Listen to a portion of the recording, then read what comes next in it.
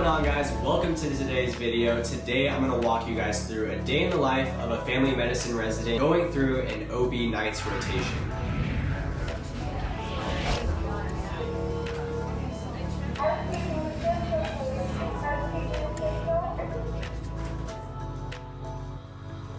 So yes, you might be wondering, why do family medicine residents have to do OB? It's actually quite a large scope of our practice. We're able to manage moms from the time they get pregnant to the time they deliver, and then we also manage them postpartum as well. And then along with that, we can manage moms on the labor and delivery floor of the hospital as well. So since it's such a large scope of our practice, we are required to have 40 deliveries by the time we graduate. And that's why we just have so much OB, just to make sure we get those numbers in order to meet the requirements to graduate. The really cool, unique thing about this rotation is I'm a family medicine resident who actually rotates with the OB program. So that way I'm able to learn everything I need to learn from the OB residents and just learn how to manage laboring moms. So on this OB nights rotation, my shift was from 5:30 p.m. to 7:30 a.m. So if you do the math there, that's a 14-hour shift. And then just with the drive to work and then from work to back home, that usually left me with about 9 hours in between each shift. So really quick turnaround, but our schedule was from Sunday night to Friday morning. And then with family medicine residency, we're required to have so many days of continuity clinic, meaning that we just have our weekly clinic where we see our patients every week. So after that Thursday night / Friday morning shift, I would go ahead and see my patients in clinic in the morning, Friday morning. So I would typically be done on Fridays anywhere from 10 to 11 a.m. And then I would have the rest of Friday off. That was considered our post-call day. Then I would have off Saturday and then come back again Sunday night to do it all over again. So it was technically about almost 2 days off, but a lot of that time was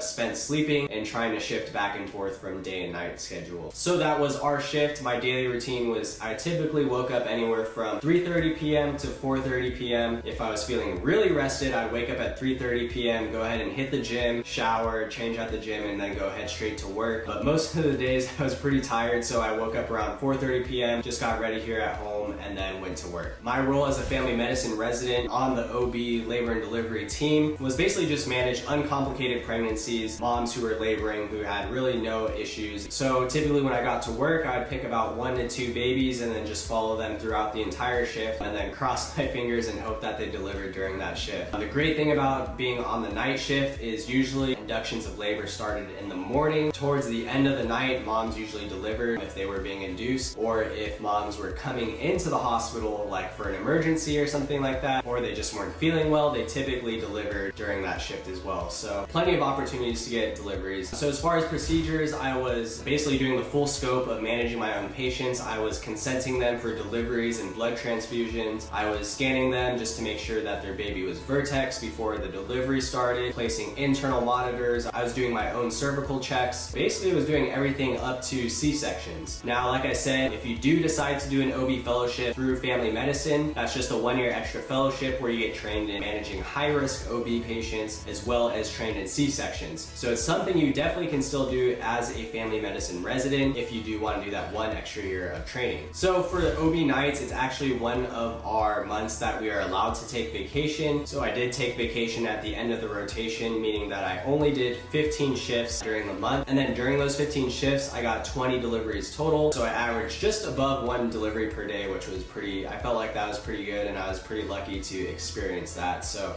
I just have to get 20 more deliveries throughout the next 3 years, and then I'll be done with that requirement. That's kind of telling you guys about the rotation. Now, what did I think of the rotation? One, I really enjoyed it. I really enjoyed just managing the laboring moms, and I enjoyed all the procedures that went along with that. And I also just felt like it was a very rewarding experience, obviously delivering someone's child. There's not really too much things in medicine that are that gratifying to bring someone into life and just be able to provide that service for a family. So I think that's a really cool thing about OB, and just really rewarding overall. The things that I didn't like about the rotation were obviously the hours. Hours weren't great. The turnaround time between shifts, only having about 9 hours to myself in between each shift, was pretty exhausting. And then as far as shifting over to the night schedule, I actually am more of a night person, so I didn't really have that big of an issue shifting over to night schedule. And then on the weekends when I did have off, If Madison was working during that weekend, then I just stayed on the night schedule just because we basically never saw each other if she was at work. So, and that's the other tough thing, is it was a little bit difficult in terms of seeing Madison just because she works 7 a.m. to 7 p.m. and I worked 5:30 p.m. to 7:30 a.m. So basically, if I was working and she was working, we never saw each other just because of the way our schedules overlap. So it was a little difficult in that aspect, but we were able to manage it just fine for the 3 weeks. So just something to consider as well throughout that rotation. But like I said, overall, I really enjoyed it. I thought it was very helpful. I do feel a lot more comfortable managing laboring moms. I was extremely nervous starting my residency training out on OB nights, but I was really lucky and I had a really awesome team, and the OB residents really just like coached me through the whole thing and made me feel really comfortable towards the end. So for the next video, I'm gonna talk to you guys about my family medicine inpatient service experience. That's also something people might not be aware of, is as a family medicine resident, you are able to manage an inpatient hospital team, a lot like internal medicine. So that's what I did the following month. Currently, I'm on our own family medicine OB/newborn rotation. Since we do have our residency program at our hospital, this rotation tends to be a little bit more newborn heavy. Next month, I will be doing cardiac consults for our adult hospital. Getting a wide